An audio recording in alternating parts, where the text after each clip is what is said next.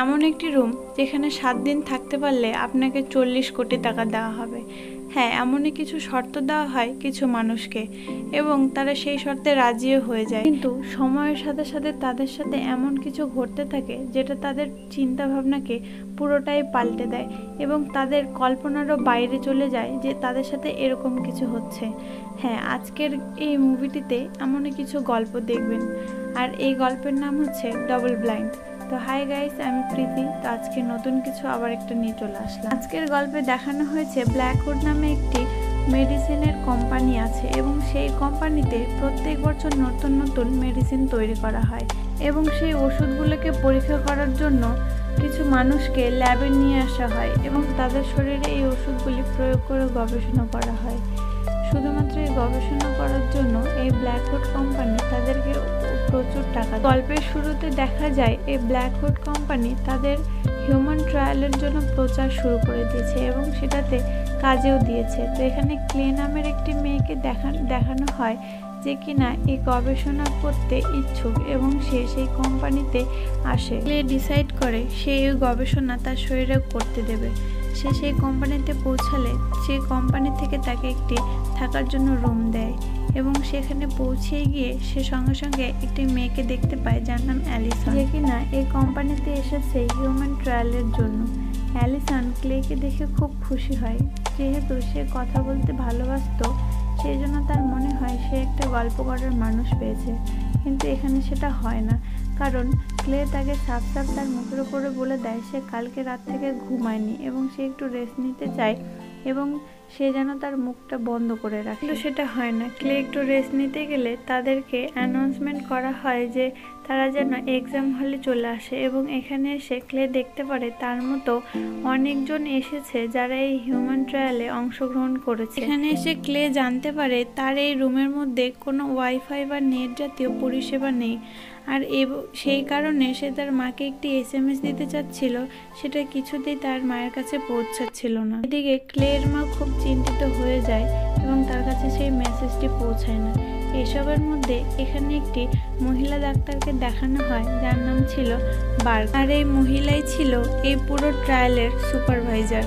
বার্গ তাদেরকে জানায় যে তাদের এই ট্রায়ালটি মোট 5 দিন চলবে এবং প্রত্যেক দিনের ডোজ একটু একটু করে বেশি হতে থাকবে এবং সব থেকে শেষের দিনে তাদেরকে সব থেকে হাই ডোজটা দেওয়া হবে এবং এর মধ্যে প্রত্যেকটা দিন তাদের প্রতিটা আচরণ লক্ষ্য করা হবে, যাদের ঠিকঠাক মতন ঘুম হচ্ছে কিনা, তাদের বমি পাচ্ছে কিনা, অথবা একইভাবে শ্বাস প্রশ্বাস নিতে কষ্ট হচ্ছে কিনা। এবং তাদের জানানো হয় যারা এই ট্রায়ালটির শেষ অবধি থাকবে তাদেরকে $20 মিলিয়ন দেওয়া হবে এবং যেটার পরিমাণ ছিল অনেকটাই বেশি। তো যথারীতি তাদের ফার্স্ট দিনের ডোজটি তাদেরকে দেওয়া হয় এবং সবাই সেটাকে ভালোভাবেই খেয়ে নেয়।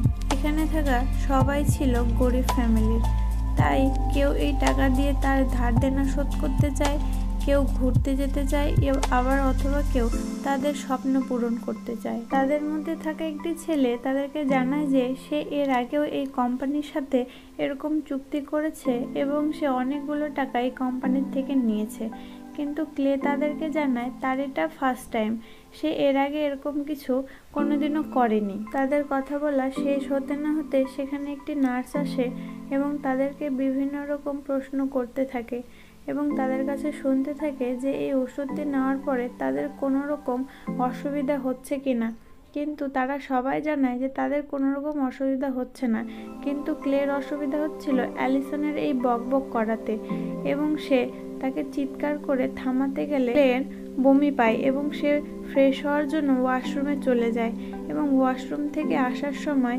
আমির নামে একটি ছেলের সাথে তার দেখা হয় এবং সে জানতে পারে আমির নামে ছেলেটি একটি মেডিকেল স্টুডেন্ট এবং আমির তাকে জানায় সে এই কোম্পানিতে ইন্টার্নশিপ নেওয়ার জন্য অ্যাপ্লাই করেছিল এবং তারা আরও নানা রকম আলোচনা করতে থাকে।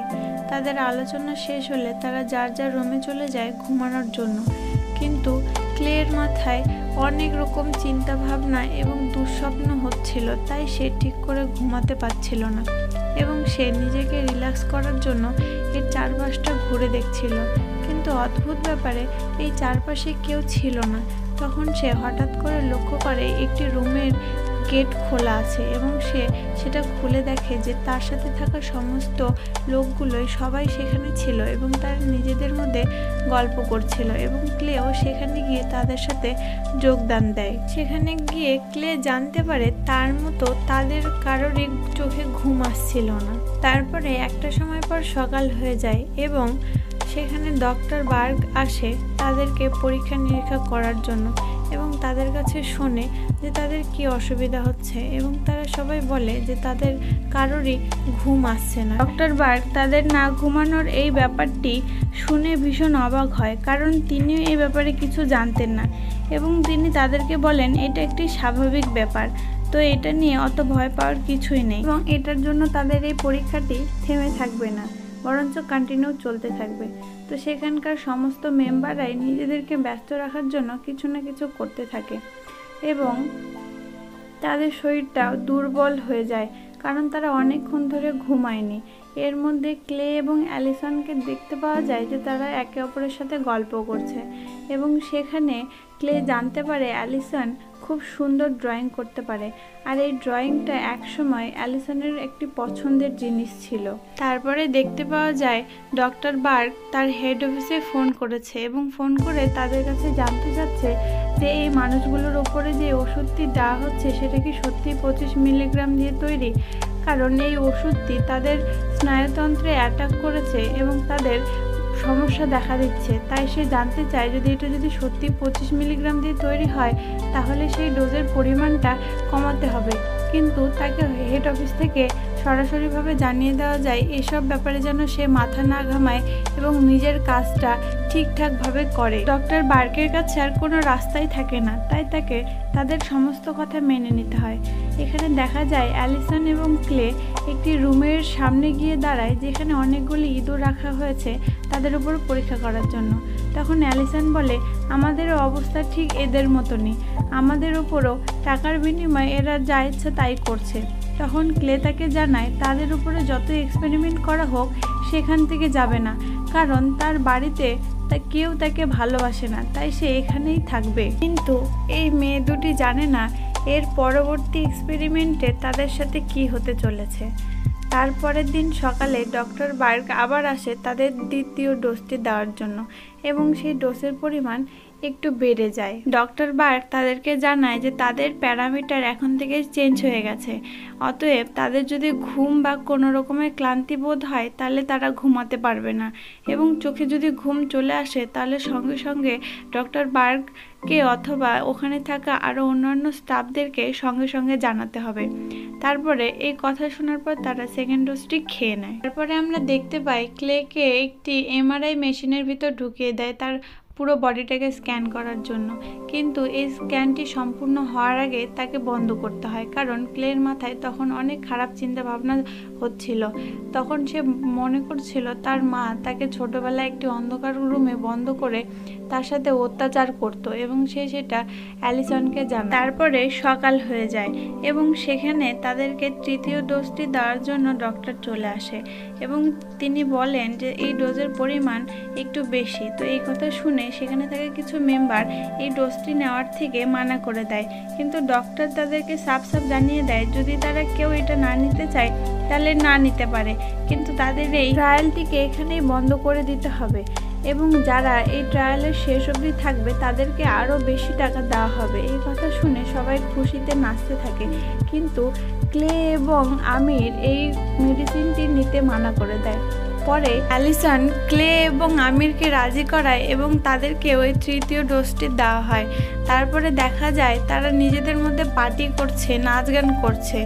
এর কারণ হচ্ছে তারা যেন তাদেরকে জাগিয়ে রাখতে পারে এবং তাদের মধ্যে কোনো ক্লান্তি না আসে এবং তারা ডক্টরের কথাও রাখতে পারে, কিন্তু তারা জানতো না শুধুমাত্র টাকার বিনিময়ে তাদের সাথে তারা কি বড় ক্ষতি করছে। ডক্টর বার্গ তাদেরকে পর্যবেক্ষণ করলে জানতে পারে তাদের মধ্যে আর ইমিউনো সিস্টেমটি নেই, তারা তাদের রোগ প্রতিরোধের ক্ষমতাটাকে একেবারেই হারিয়ে ফেলেছে এবং সে এই বিষয়টা নিয়ে হেড অফিসে ফোন করলে তাকে বলা হয় সে যেন তার কাজটি ভালোভাবে করে এবং অন্য কোনো বিষয়ে চিন্তা ভাবনা না করে। তারপরে দেখা যায় রাত গভীর হলে তারা তাদের নিজেদের মধ্যে গল্প করে যে তারা এই টাকাগুলো দিয়ে কি করবে। কেউ বলে কেউ এই টাকা দিয়ে ধার দেনা শোধ করবে, কেউ ঘুরতে যাবে, তো অ্যালিসন জানায় সে এই টাকা দিয়ে তার পড়াশোনাটাকে কমপ্লিট করতে চায়। তবে তাদের এই গল্পের মধ্যে সেখানে আমির থাকে না, কারণ তার মাথার মধ্যে অলরেডি সন্দেহ ঢুকে গেছে। তাই সে সবার ফার্স্টে ডক্টর বার্কের রুমে যায় এবং তার ল্যাপটপে আমিরের কাছে একটা পেন ড্রাইভ ছিল, সেটা তার ল্যাপটপে ঢুকিয়ে দেয় এবং সেখান থেকে সমস্ত ডেটা কালেক্ট করতে থাকে। এবং সেই ডেটা কালেক্ট করতে গিয়ে সে দেখতে পারে যে তাদের সাথে কি হচ্ছে। সে জানতে পারে এই ওষুধের জন্য তাদের পুরো ব্রেনটাকে নষ্ট করে দেওয়া হচ্ছে এবং তারা যদি ঘুমিয়ে যায় তাহলে তাদের সাথে সাথে মৃত্যু। সেই জন্য তাদের ডাক্তার ঘুমোতে মানা করেছে। তারপরে আমরা দেখতে পাই অ্যালিসন একটি চেয়ারের মধ্যে বসেছিল এবং সেখানে সে ঘুমিয়ে গেছে। ক্লে তাকে জাগাতে গেলে বুঝতে পারে অ্যালিসন উঠছে না এবং সে পুরোপুরিভাবে ঘুমিয়ে গেছে। তার কিছুক্ষণ পরেই দেখা যায় অ্যালিসনের চোখ মুখ থেকে রক্ত পড়ছে এবং তার শরীরটা কাঁপতে শুরু করেছে। এসব কিছু দেখে তারা প্রচণ্ড ভয় পেয়ে যায় এবং তাদের ভয়টা আরও বেড়ে যায় যখন এই রুমে এমার্জেন্সি লাইট জ্বলে যায়। তখন সেখান থেকে সবাই পালাতে শুরু করে দেয় এবং ডক্টর বার্গের পেছন পেছন যায়, কারণ এখান থেকে বেরোনোর রাস্তা শুধুমাত্র ডক্টর বার্গই জানতো। তাই তারা সবাই তাকে ফলো করে, কিন্তু এই রুম থেকে কেউ বেরোতে পারে না, এমনকি ডক্টর বার্গও বেরোতে পারে না। সে যখন দরজার কাছে পৌঁছায় তখন সে দরজায় চাপা পড়ে তার মৃত্যু হয়ে যায় এবং সে মৃত্যুর আগে সবাইকে একটা কথাই বলে, সেটা হচ্ছে সরি। আর এই দরজা বন্ধ হয়ে যাওয়া এবং এমার্জেন্সি লাইট ধরার পেছনে একটাই কারণ ছিল। কারণটা হলো আমির এই সিস্টেমের মধ্যে তার পেন ড্রাইভটি ঢুকিয়েছিল, যার জন্য এসব কিছু হচ্ছে এবং সেটা সে সবাইকে জানায় এবং তার সাথে সাথে এটাও জানায় যে এই কোম্পানি তাদের কত বড় ক্ষতি করেছে এবং এই মেডিসিনগুলো নেওয়ার ফলে তাদের পুরো ব্রেনটাই ড্যামেজ হয়ে গেছে। আমির তাদেরকে এই সব কিছু পুরোটা খুলে বলে এবং তাদেরকে জানায় যে তাদের কোনোভাবে ঘুমালে চলবে না এবং তারা যদি ঘুমিয়ে পড়ে তাহলেই তাদের মৃত্যু হয়ে যাবে, যেমনটা অ্যালিসনের সাথে হয়েছে। এবং এই দরজাটি 24 ঘন্টার জন্য লক হয়ে গেছে ঠিকই, এটাকে আবার পুনরায় খোলা যাবে এবং যদি দরজাটা একবার খুলে যায় তাহলে তারা স্বাধীনভাবে বাঁচতে পারবে। তখন তারা নিজেদেরকে জাগিয়ে রাখার জন্য সেখানে লবণ খুঁজতে থাকে এবং সেখানে একটু লবণ পায়। আমি তাদেরকে জানাই তারা যদি না খেয়ে শুধু লবণের গন্ধ নিয়ে থাকে তাহলে তাদের চোখে ঘুম আসবে না। আর এটা একটু খুবই ডিফিকাল্ট কাজ, কিন্তু তাদেরকে বেঁচে থাকার জন্য এটা করতেই হতো। তাই সবাই ওইটুকু লবণ সবার নিজেদের মধ্যে ভাগ করে নেয়। আমি তাদেরকে জানাই তাদের চোখ যখন ঘুমে বন্ধ হয়ে আসবে তখনই শুধু তারা যেন লবণের গন্ধ নেয়, কারণ ওইটুকু লবণ যদি তারা ঠিকভাবে ইউজ না করে তাহলে লবণ শেষ হয়ে যাবে এবং তাদেরকে বিপদের মুখে পড়তে হবে। তারপর তারা লবণটা ইউজ করে, কারণ তারা 100 ঘন্টারও বেশি না ঘুমিয়েছিল। তারপরে সেখানে থেকে একটি ছেলে পল নামে, সে একটু ভাবুক হয়ে যায় এবং তার ক্যামেরার সাহায্যে এই পুরো বিষয়টাকে ভিডিও রেকর্ড করতে থাকে। তার মনে হয় তার এখান থেকে বেঁচে ফিরতে পারবে না, তাই সে তার প্রতিটা মুহূর্তকে ক্যামেরাবন্দি করে রাখতে চায়। অন্যদিকে আমির মনে করে যদি তারা এই মেডিসিনটাকে এখান থেকেই নেওয়া স্টপ করে দেয় তাহলে হয়তো তাদের এই ব্রেনের উপরে আর কোনো প্রেশার পড়বে না, কিন্তু তার এই চিন্তাভাবনাটা পুরোভাবে ভুল প্রমাণিত হয় যখন সে ক্লের মাথাটাকে স্ক্যান করে, কিন্তু এই বিষয়ে সে কিছুই তাদেরকে জানায় না। তারপরে ক্লে খুবই দুর্বল হয়ে যায় এবং সে হাঁটতে গিয়েও হাঁটতে পারে না। তাই সে তার ফোনে একটি ভিডিও রেকর্ড করছিল তার মায়ের জন্য। তার মা লিভারের অসুখের জন্য হসপিটালে ভর্তি আছে এবং সে এই ভিডিওটি তার মাকে পাঠিয়ে দেয়। তারপরে দেখা যায় ওইখানে থেকে অন্য মেম্বারদেরও সেম কেস হচ্ছে, তাদেরও ঘুম পাচ্ছে। তাই জন্য তাদের ঘুম কাটানোর জন্য তারা নিজেরাই নিজেদের গালে চড় মারছে। ওখানে থেকে একটি ছেলে রে নামে, তার লবণ সম্পূর্ণ শেষ হয়ে যায় এবং সে অন্যদের কাছে লবণ চাইতে কেউ তাকে লবণ দেয় না। তারপরে দেখা যায় আমির অ্যালিসনের মৃত বডিটাকে নিয়ে নানানভাবে পর্যবেক্ষণ করতে থাকে এবং সে লক্ষ্য করে ডক্টর বার্কের মৃতদেহটা উঠে বসছে, আবার পর মুহূর্তে বুঝতে পারে মৃতদেহটা একইভাবে শুয়ে আছে। তখন সে বুঝতে পারে ভ্রম দেখছে এবং তার ব্রেনের মধ্যে হ্যালোজিনেশন শুরু হয়ে গেছে। এই সময় ক্লে তার মায়ের বিষয়ে চিন্তা করতে থাকে, কারণ তার মা একটা সময় নেশা করে তার উপরে অনেক অত্যাচার করত। সেই সব কথাই সে ভাবতে থাকে এবং সেখানে থাকা মার্কাস নামের ছেলেটি এসে ক্লেকে এসব চিন্তা ভাবনা করতে মানা করে এবং তাকে বোঝায় যে তাকে আরও অনেকটা সময় জেগে থাকতে হবে। তারপরে মার্কাস ওয়াশরুমে যায় এবং সেখানে গিয়ে সে লক্ষ্য করে কল থেকে জল পড়ছে ঠিকই, কিন্তু তার শব্দটা তার কানে কিছুক্ষণ পরে এসে পৌঁছাচ্ছে। একইভাবে সে সামনে থাকা কাজটাকে টোকা মারে এবং সেটার শব্দও সে কিছুক্ষণ পরে শুনতে পায়। সঙ্গে সে বাইরে বেরিয়ে এসে লক্ষ্য করে এক্সাম হলে যেখানে কিনা সবাই ছিল সেখানে কেউ নেই এবং একইভাবে সেই দরজাটি লক করা ছিল, সেই দরজাটিও খুলে গেছে এবং সেই দরজাটির দিকে এগিয়ে যেতে থাকে। কিছু দূর গিয়ে আমরা দেখতে পাই মার্কাস মাটিতে পড়ে আছে এবং তার চোখ মুখ রক্তে ভরে গিয়েছে, কারণ মার্কাস অনেক আগেই মারা গেছিল, কারণ সে ঘুমিয়ে পড়েছিল এবং কিছুক্ষণ আগে অবধি সে যা যা কিছু দেখেছে সবকিছুই তার মৃত্যুর আগের একটি ভ্রম ছিল।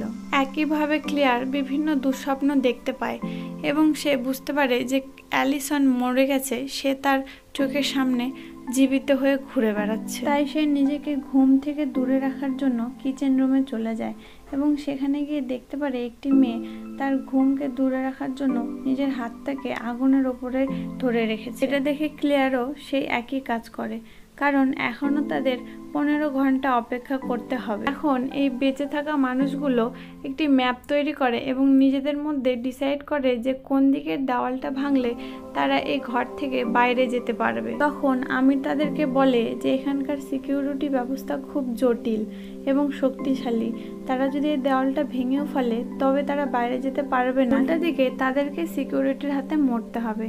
কিন্তু সেখানে থাকে একটি ছেলে, সে তার কথা মানে না এবং অস্ত্র নিয়ে সে দেওয়ালটা খুঁড়তে শুরু করে। একটা সময় সে একটি ফুটো তৈরি করে এবং আমিরের কথাটাই সত্যি হয়। দেওয়ালের ওই পারে মোটা একটি মেটালের দেওয়াল দেওয়া আছে যেটা ভেদ করা অসম্ভব।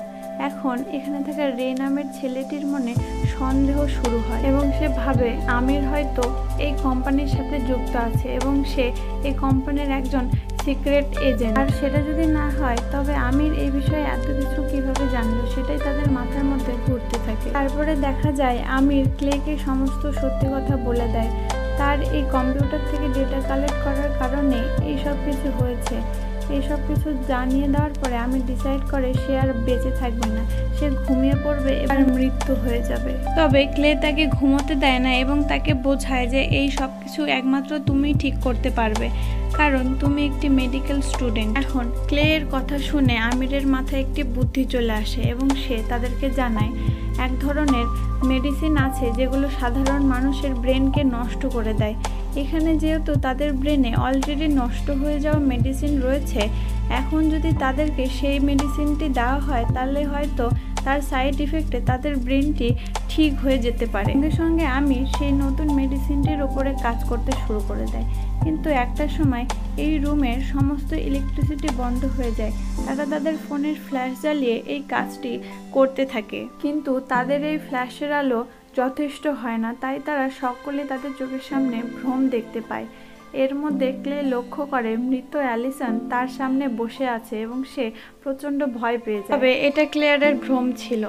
একটা সময় পর তারা এই ইলেকট্রিসিটির বোর্ডটা খুঁজে পায় এবং তাদের রুমে লাইট নিয়ে আসে, কিন্তু এই ইলেকট্রিসিটি চলে যাওয়ার পেছনেও আমিরের হাত আছে এটাই রে ভাবে এবং তাকে সঙ্গে সঙ্গে মারতে শুরু করে দেয়। কিন্তু ক্লে তাদেরকে জানায় যে আমির তাদের খারাপ চায় না, তাদের ভালো চায় এবং সে একটি মেডিসিন তৈরি করতে চায় যেটার কারণে আমরা আমাদের এই ঘুমের হাত থেকে বেঁচে যাব। তবে রে তাকে কিছুতেই বিশ্বাস করে না এবং আমিরকে বেঁধে রাখে এবং বলে আমরা এই মেডিসিন তৈরি করব আর আমির শুধু আমাদেরকে ইনস্ট্রাকশন দেবে। তাই তারা কথা মতো কাজ শুরু করে দেয় এবং আমিরের ইনস্ট্রাকশন মতো তারা সেই ওষুধটি তৈরিও করে ফেলে। এখানে দেখা যায় ভেনিসা এবং রে নামের ছেলেটি আমিরকে কিছুতেই বিশ্বাস করতে পারে না। তারা দুজন ঠিক করে এই ঘুমের ওষুধটি তারা আমিরকে দিয়ে দেবে এবং সে ঘুমিয়ে যাবে এবং সে মরে যাবে। তাই তাদের কথা মতো কাজ চলতে থাকে এবং সেখানে দেখা যায় ভেনিসা নামের মেয়েটি খুব ক্লান্ত হয়ে যায় এবং সে ঘুমিয়ে পড়ে এবং সে মরে যায়। আর এই হইচইয়ের মধ্যে তাদের হাত থেকে সেই মেডিসিনটি পড়ে যায় যেটা তারা এতক্ষণ ধরে তৈরি করছিল, তাই তাদের সমস্ত কাজটা বৃথা হয়ে যায়। আর এইসবের মধ্যে ক্লের চোখেও ঘুম চলে আসে, তাই সে ঘর থেকে বেরিয়ে সে ঘড়িটি দেখতে যায় এবং সেখানে গিয়ে সে শুধু গুড নাইট লেখাটাকেই দেখতে পায়, যেটা ছিল সম্পূর্ণভাবে তার ভ্রম। তারপরে সে সামনের দেওয়ালে থাকা পেন্টিংটি দেখতে থাকে, কিন্তু সেখানে সে পেন্টিংটির বদলে একটি দরজা দেখতে পায়। আসলে এসব কিছুই তার ভুল ধারণা। এরপরে একটা সময় তার চোখে এতটাই ঘুম চলে আসে, সে আর দাঁড়িয়ে থাকতে পারে না। তখন সে মেঝেতে পড়ে যায় এবং তার ঘুমের চোখ বন্ধ হয়ে আসতে যাবে, ঠিক তখনই সে লবণের প্যাকেটটি হাতে নিয়ে আর একবার গন্ধ নেয় এবং কোনোরকমে উঠে দাঁড়ায়, কিন্তু তার শরীরের ক্লান্তি কোনোভাবেই দূর হয় না। তারপরে সে লক্ষ্য করে একটি দেওয়ালের ওই পার থেকে কি যেন শব্দ ভেসে আসছে এবং ক্লে ওই শব্দটাকে ভালো করে শোনার চেষ্টা করছিল। সে বুঝতে পারছিল দেওয়ালের ওই পারে একটি ঘর রয়েছে এবং সে বুঝতে পারে যে এই দেওয়ালটা ভেঙে ফেললে তারা ওই ঘর দিয়ে সহজেই পালাতে পারবে। তাই সে এই কথাটা সবার প্রথমে সে পলকে বলে এবং পলের সাহায্যে সেই দেওয়ালটি ভেঙে দেয় এবং সেই ঘরে প্রবেশ করে দেখে সেই ঘরে একটি এলিভেটর রয়েছে, যেটার মাধ্যমে তারা খুব সহজে এখান থেকে পালাতে পারবে। তখন পল এই দরজাটি দেখে ক্লেকে বলে যে এই কথাটা যেন তারা কাউকে না বলে এবং চুপচাপ এখান থেকে চলে যায়, কারণ ওরা যদি জানতে পারে তাহলে তারা এখান থেকে সহজে বেরোতে পারবে না। অন্যদিকে দেখতে পাওয়া যায় আমির আরও একবার ডক্টর বার্গকে দেখতে পাচ্ছে এবং ডক্টর বার্গ তাকে বোঝাচ্ছে যে সে যেন সেই চাকুটি তার হাতে নিয়ে নেয় এবং সে নিজেকে মুক্ত করে দেয়। এই সময় রে নামের ছেলেটি ভেনিসার পকেট থেকে একটি লেটার খুঁজে পায়, যেটা দেখে রে খুব রেগে যায়, কারণ আমিরের ওপর আগের থেকেই তার সন্দেহ ছিল এবং ভেনিসার পকেট থেকে সেই লেটার পেয়ে আমির তার উপরে আরও বেশি রেগে যায়, কারণ সে ভেনিসাকে পছন্দ করত। তারপরে রে তার নিজের রাগটাকে কন্ট্রোল করতে না পেরে আমিরের দিকে ধারালো অস্ত্রটি নিয়ে এগিয়ে যায় এবং তাকে মেরে ফেলার চেষ্টা করে, কিন্তু আমির অনেক আগের থেকেই তার হাতে ছুরি নিয়ে রেখেছিল এবং সেটা দিয়ে সে রেকে মেরে ফেলে। আর আমির এই অবধি থেমে থাকে না, কারণ তার মাথায় সাইকো কিলারদের মতন চিন্তা ভাবনা চলতেই থাকছিল আর সে তার বাকি সহযোগীদের ওপরও অ্যাটাক করছিল, কারণ তার একটাই লক্ষ্য ছিল যে সে সকলকেই মেরে ফেলবে। আর এমনটা করার কারণ হলো ডক্টর বার্গের কথাগুলো তার মাথার মধ্যে বারবার করে রিপিট হতে থাকছিল, কিন্তু সেই ডক্টর অনেক আগেই মারা গেছে আর এখন এরা সকলে পালাতে শুরু করে দেয়। আর একটা সময় পল নামের ছেলেটি এই রুমে ঢুকে যায় যে রুমে মৃতদেরকে পোড়ানো হতো এবং ক্লেয়ার সেই রুমে চলে যায় যে রুমে এমআরআই মেশিনটা ছিল। আমির সে ক্লের ওপর হামলা করে দেয় এবং তাকে চেপে ধরে, আর যখনই সে চাকুটা দিয়ে আঘাত করবে তখনই এমআরআই মেশিনটা চাকুটাকে তার দিকে টেনে নেয় আর এই সুযোগে ক্লে এখান থেকে পালিয়ে যায়। অন্যদিকে পল সেই রুমে থাকা এলিভেটরটাকে চালু করতে যাবে, তখন সে বুঝতে পারে সে যেটাকে এলিভেটর ভাবছিল সেটা আসলে চুল্লি, যেখানে মানুষকে পোড়ানো হয় এবং সে জীবিত অবস্থায় সেই চুল্লির ভিতরে থাকে এবং একটা সময় পর সে মারা যায়। অন্যদিকে ক্লেয়ার নিজেকে বাঁচানোর জন্য নিজের হাতে একটি অস্ত্র তুলে নেয় এবং দুজনের দিকে এগোতে থাকে এবং দুজনেই খুব দুর্বল থাকায় তাদের দুজনের চোখেই ঘুম চলে আসে। আর ঠিক সেই সময় লকডাউনের 24টি ঘন্টা পূর্ণ হয় এবং সেই দরজাটা ওপেন হয়ে যায়। এর সাথে দুজনের বিপদ বেড়ে যায়, কারণ সেই দরজা দিয়ে দুটো গার্ড এসে আমিরকে খুন করে ফেলে বন্দুকের গুলির সাহায্যে এবং ক্লে বন্দুকের গুলির আওয়াজ পেতেই সে একটি রুমে গিয়ে লুকিয়ে পড়ে এবং সে বুঝতে পারে যে তারা সেই মৃতদেহগুলোকে নিয়ে যেতে পারে। তাই সে একটি প্লাস্টিকের ভেতরে ঢুকে মৃতদেহের মতন চুপ করে শুয়েছিল। আর ক্লে যেটা ভাবে ঠিক তেমনই হয়।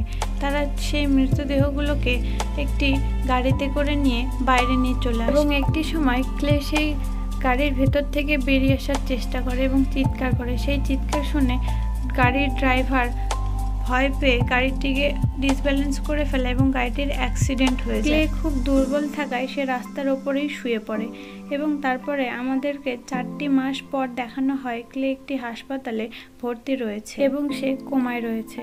তারপরে ব্ল্যাকউড কোম্পানি জানায় এই সমস্ত কিছুটা ডাক্তারের দোষে হয়েছে এবং সেই দোষটা সম্পূর্ণভাবে ডক্টর বার্গের উপর দিয়ে দেওয়া হয়। তারা জানায় তারা এরকম এক্সপেরিমেন্ট কখনোই করেনি, ডক্টর বার্গ তার ইচ্ছা মতো এই এক্সপেরিমেন্টটা করেছিল। আর এই ব্ল্যাকউড কোম্পানিটা অনেক বড় ছিল, তাই টাকার জোরে তারা এই পুরো ব্যাপারটাকে ধামাচাপা দিয়ে দেয় ডক্টরের উপরে দোষ চাপিয়ে। তারপরে দেখা যায় ক্লেয়ার কোমা থেকে বাইরে এসেছে এবং সে সম্পূর্ণটা জানতো, তাই ব্ল্যাকউড কোম্পানি আর বেশি দিন মনে হয় চলবে না। তো আজকের গল্পটা এখান থেকেই শেষ হচ্ছে। তো গল্পটা কেমন লাগলো অবশ্যই কমেন্ট করে জানাবেন। দেখা হচ্ছে নতুন আরেকটি ভিডিওতে।